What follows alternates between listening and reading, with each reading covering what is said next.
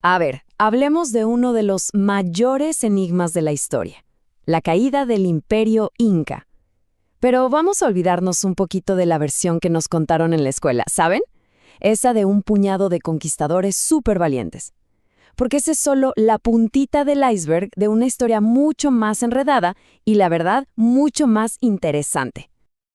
Ok, aquí vamos. Esta es la pregunta del millón. Pensemos en la escena. Por un lado, tenemos un imperio de 10 millones de personas, el Tahuantinsuyo, que se extendía por miles y miles de kilómetros.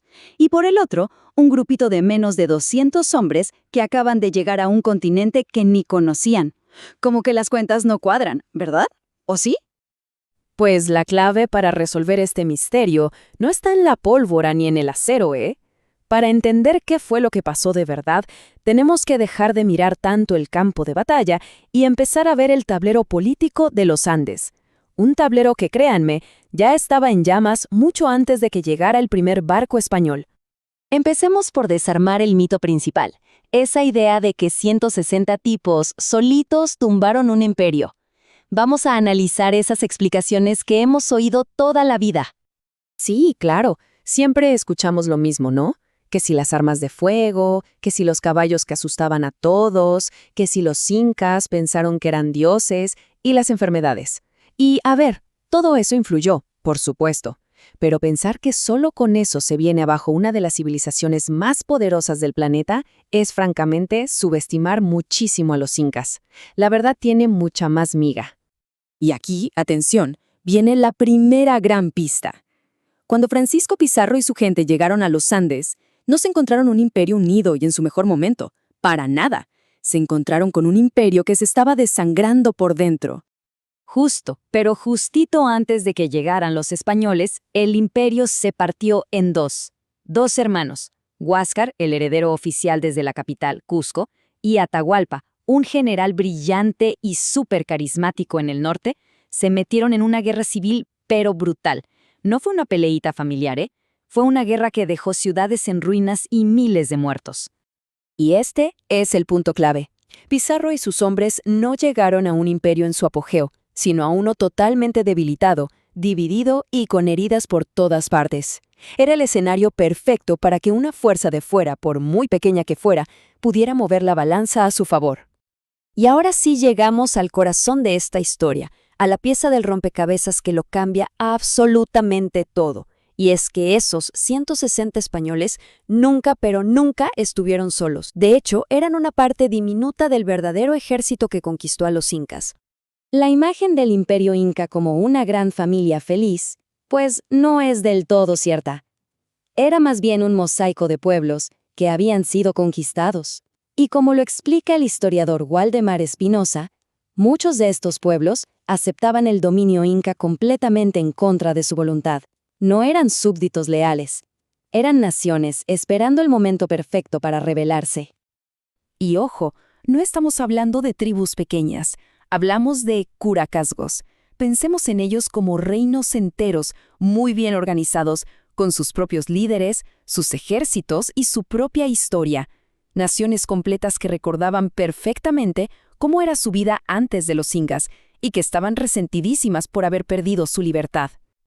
Y aquí es donde la cosa se pone buenísima. Miremos el mapa. Tomemos como ejemplo a los huancas, un pueblo guerrero y muy orgulloso. Odiaban con todas sus fuerzas a sus conquistadores incas. Así que para ellos, la llegada de estos extraños con barba no fue una invasión de la que asustarse, fue una oportunidad de oro para liberarse. ¿Y por qué tanto resentimiento? Bueno, es que el gobierno inca era muy eficiente, sí, pero también muy duro. Exigían tributos pesadísimos en forma de trabajo forzado, la famosa mita. Movían a poblaciones enteras lejos de sus casas, les quitaban sus mejores tierras y si alguien se quejaba o se rebelaba, la represión era terrible. Había muchísimas razones para querer un cambio. Así que cuando Pizarro empezó a avanzar por el territorio, no tuvo que ir conquistando a estos pueblos uno por uno, solo tuvo que negociar. Lo que vino después no fue una conquista, fue una alianza militar masiva.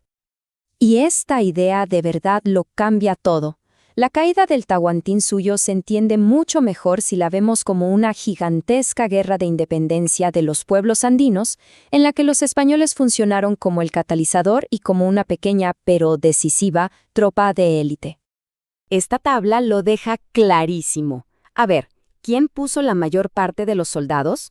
Los aliados indígenas. La logística, o sea, la comida, la gente que cargaba el equipo por las montañas, los aliados indígenas. Y la inteligencia, el conocer los caminos, los espías, las tácticas de guerra locales. Pues claro, los aliados indígenas. Los españoles aportaron la audacia y una ventaja tecnológica, pero el músculo de la rebelión era andino. Es que estamos hablando de números que marean. Más de 50,000.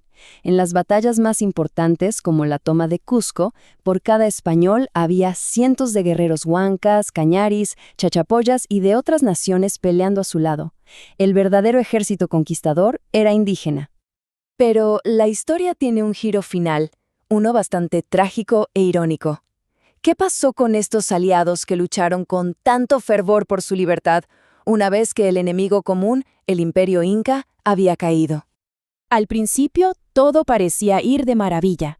La corona española reconoció su ayuda. A los líderes huancas, por ejemplo, les concedieron un escudo de armas, un honor inmenso en esa época. El mismísimo rey de España reconoció su papel clave en la victoria. Parecía que su apuesta había funcionado. Pero los símbolos y los títulos bonitos no son lo mismo que la libertad. Los huancas y los demás pueblos aliados iban a descubrir muy pronto que esa promesa de recuperar su antiguo poder y su independencia era solo una ilusión. La dura realidad fue que simplemente habían cambiado un amo por otro. El viejo orden de los incas fue reemplazado por un nuevo orden colonial español. Un sistema que con el tiempo se impuso sobre todos por igual, sin importar si habían sido amigos o enemigos. La independencia que tanto querían nunca llegó. Y todo esto nos deja con una pregunta final, para darle vueltas a la cabeza. La caída del Imperio Inca no fue una simple historia de conquista extranjera. Fue el resultado de una guerra civil, una rebelión masiva de pueblos que ya no aguantaban más y una manipulación política muy astuta por parte de un pequeño grupo de invasores. Es una historia compleja donde las líneas entre conquistador y liberador, entre aliado y víctima, se borran por completo. La pregunta entonces queda en el aire.